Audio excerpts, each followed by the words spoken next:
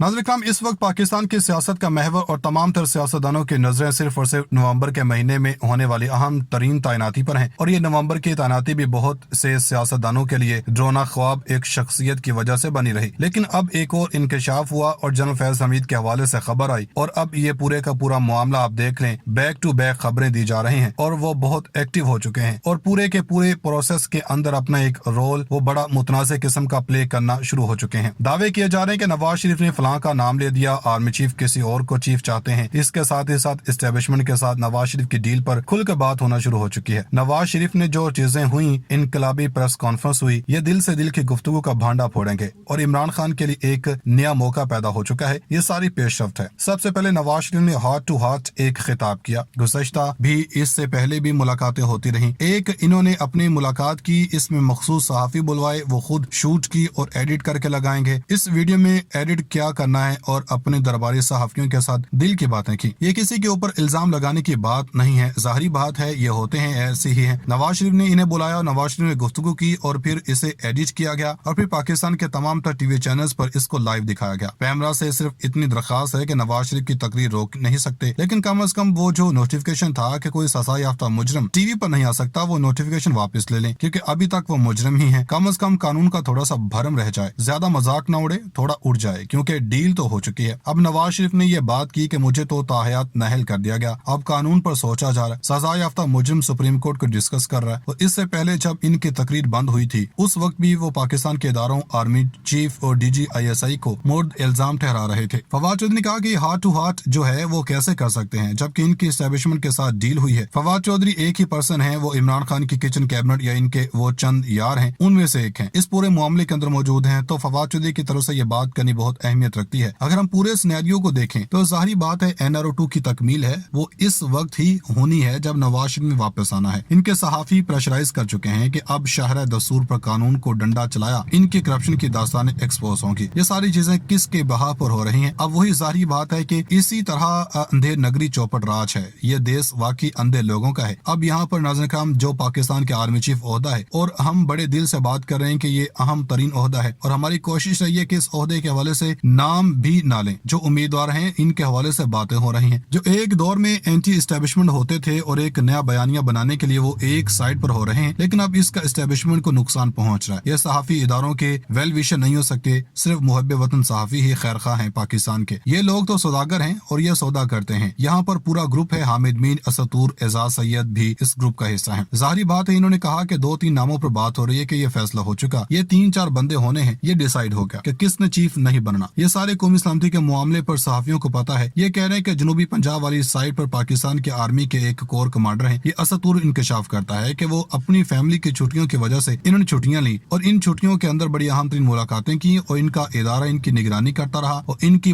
Personal meetings की भी। और ये एक बहुत बड़ा इल्जाम भी है, ये सहाफी की तरफ से बात आ रही है और आप ये कर रहे हैं वैसे भी होनी चाहिए। ये पाकिस्तान के आर्मी का है, ये भी मिसाल रही है और एक जनरल को सजाए मौत दी गई। ये तमाम तो चीजें होती हैं, लेकिन इस तरह से खबरें आना कि वो अहम मुलाकातें कर रहे हैं और फिर इनके इदारे ने ये कह दिया कि आप वापस जाएं अपनी ड्यूटी पर, इनकी छुट्टियां नहीं है। आपने जो पर्सनल इवेंट करने हैं या फैमिली की मसरूफियात हैं, इधर शिफ्ट कर लें, इधर नहीं आप आ सकते हैं। ये एक बड़ा इल्जाम है और ये उम्मीदवार हैं चीफ बनने के, इनके हवाले से बात नहीं कर सकते और ऐसी बातें करना इनको इंतहा मुतनाज़ा बनाना और इस पर खामोशी भी अवाम के लिए सवालात खड़े कर रही है। दोनों तरफ से गलत है। अगर किसी को दूसरी साइड भी बनाती है तो भी इस वक्त ये बहुत से सवालात खड़े होते हैं। कौन है जो इनकी पुष्ट पर है? कौन है जिन्होंने इन्हें मुस्तस्ना दिया हुआ है कि इदारों की बातें बाहर करें, ये मर्जी और मनगढ़ंत बातें करें? इस तरह की बातें कहाँ से आ रही हैं? दो ही चीजें हैं, या ये झूठ है। अगर ये सच है तो देखें कि कहाँ से आ रही हैं। इन सारी चीजों पर जो मामला थे वो क्लियर होने चाहिए और पैमाना एक होना चाहिए। नाज़रीन पाकिस्तान की तारीख में इमरान खान के बारे में सोच पाई जाती है कि इमरान खान बड़े चालाक सियासतदान बन चुके हैं। काशिफ अब्बासी ने खबर में कहा कि इमरान खान की ईवान सदर में जो आर्मी चीफ से मुलाकात हुई है, यानी जनरल बाजवा से, वो मुलाकात बड़ी मुस्बत रही और इसमें ईवान सदर की मुलाकात में आरिफ अलवी ने रोल प्ले किया। इस रोल प्ले करने के बाद सबको रोक दिया कि लॉन्ग मार्च नहीं होगा, क्योंकि अब बाजवा से मुलाकात के बाद इमरान खान को इलेक्शन की डेट मिलने वाली है और इमरान खान ने जो हिकमत अमली बनाई है वो देखा